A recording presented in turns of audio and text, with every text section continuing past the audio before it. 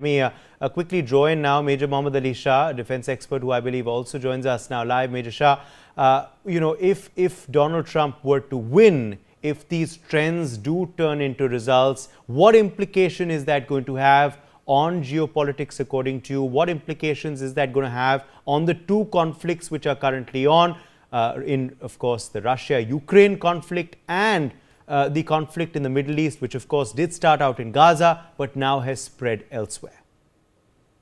Right, Uday, so far, as we all know, that Donald Trump has won over 27 states, and that's including Georgia, North Carolina, Texas, Florida, Indiana, Kentucky, and more, while Democrat candidate Kamala Harris back only 19 states so far, as early projections of the state they were streaming in. So now, if Donald Trump wins, so most certainly he's made very, very clear that he's going to end the war during of Russia, Ukraine, and the war would be ended. He has to just cut the umbilical cord with Ukraine and the unlimited supplies of encouragement of ammunition, because so far America has been being blamed that they only add fuel to the fire. They haven't done anything to stop it so far. And also the implications are also going to be seen in the Israel, Hamas, Hezbollah, Iran, Lebanon war as well. So most certainly there's going to be a lot of changes. Now, when for Joe Biden, whatever wrongs he had done, it's going to be passed on to Kamala Harris. That's the baggage, as Professor Nalapat rightly said, that, he used the word poor lady. She would be saddled with the problem that Joe Biden had created over there. So he's not been I would say Joe Biden also has not been a very successful president in USA. So his ill-giving would be passed on to Kamala Harris. Now, also, if you see, Kamala Harris would be about 60 now, and Joe Biden would be 78 now. And so the age difference. Now, Joe Biden, a lot of people had said that he has aged and he tips while climbing the aircraft. He cannot take decisions straight. And he was, so the age was handicapping him. That's what people had said. Now, Donald Trump also, but he is a friend of our Indian Prime Minister, Mr. Narendra Modi. So, of course, he will favor the policies that for the Americans, no doubt. But at the same time, that soft corner would always be there. So, most certainly, when we see Donald Trump versus Kamala Harris, it was very, very neck to neck until yesterday. They were concentrating on states which could help them win. The steep states, they were different in where the polling would be focused more. They would focus there. Now it is quite, the writing is coming clear to the wall. It could so happen that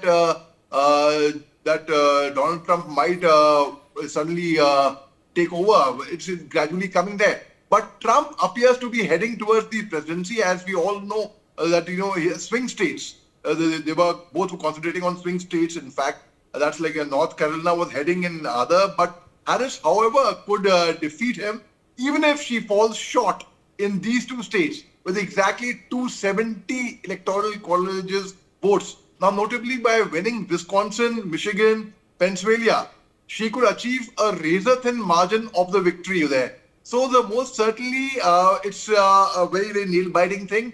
And whatever elections, whatever people had to vote, they finished the voting.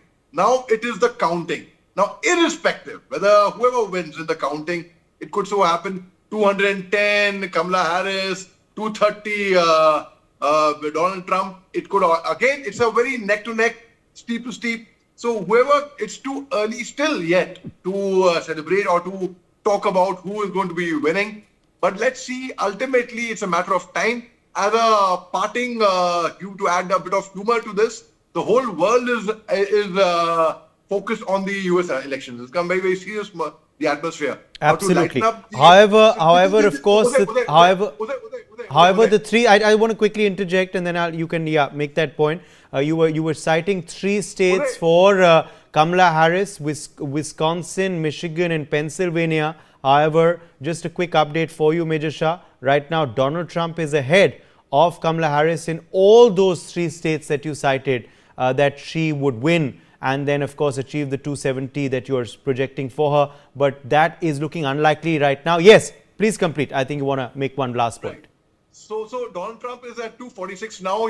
Just to add humor to this, the whole world is right now saying whether it's going to be a male. They are in labor right now. So the male or a female who will be. So most certainly right now, as you said, Donald Trump is ahead in those three states, and out of 270, Kamala Harris so far the latest score I got was 210, was it 246. So right now Donald Trump seems to be heading the way. And let's wait and watch. And well, you spoke about labor, and the fact, of course, is that abortion has been a big issue this time around as well. Major Mohammed Ali Shah, of course, you were telling us about how Harris can still win this. Now, that's something that, of course, she's hoping for. Which are the states that she is going to have to flip, to add to her kitty, and where, of course, she's hoping that the leads will get reversed? It's very, very close, of course, in certain states, as my colleague was just pointing out.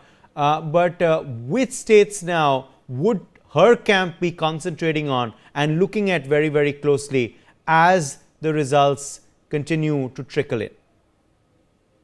Well, Uday, she could achieve a razor-thin margin. The three states which we just mentioned sometime, like, Michigan, Pennsylvania, Wisconsin. Of course, Donald Trump has taken a lead now, and it's every second, minute is too long.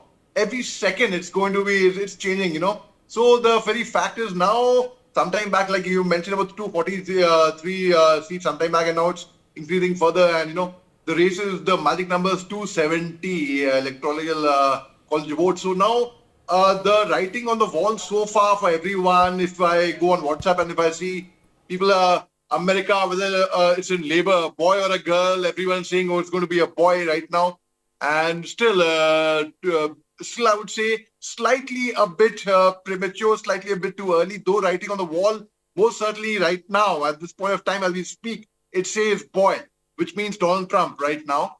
But let's wait and watch. It could prove otherwise and as well, because in the swing states, again, Donald Trump has emerged victorious, like North Carolina especially. And let's see, let's wait and watch exactly how it goes, because sometime back it was 27 states for Donald Trump. Yes. And 9. Major Mohammed Ali Shah, who's also still with us. Major Shah, let's just look at it now from an Indian perspective.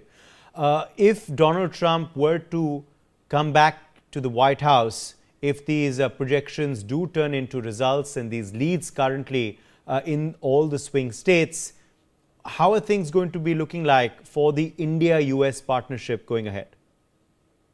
Right, Uday, as we all know, that Donald Trump has been a very good friend of our Prime Minister, Mr. Narendra Modi.